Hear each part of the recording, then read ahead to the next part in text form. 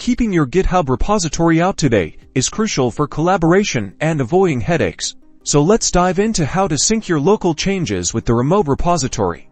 First, let's visualize the scenario. Imagine your local computer has a version of the project, and the remote repository on GitHub has the official, shared version to start. We need to ensure your local version has the latest changes someone else may have contributed. This process is called pulling. Think of it like grabbing fresh updates from the cloud. Open your terminal or command prompt and navigate to your local repository's directory. Use the appropriate command and hit enter. Your local repository will now attempt to synchronize with the remote repository. You'll see the status of the synchronization in the terminal. If the pull is successful, and there are no new changes on the remote or no divergences between your local and remote branches, you'll be notified that you are up to date. Your local copy is now synchronized with the remote master copy. Now you have the latest version of the project. If, however, someone else has made changes to the remote repository that conflict with changes you've made locally, you'll encounter a merge conflict. Your local editor typically highlights the conflicting sections.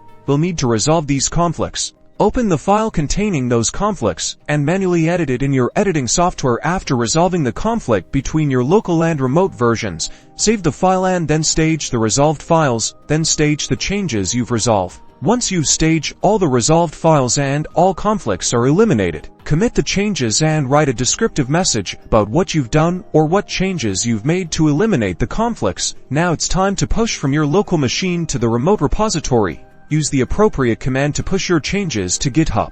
And you're done. The remote will now have the updated changes on the main branch.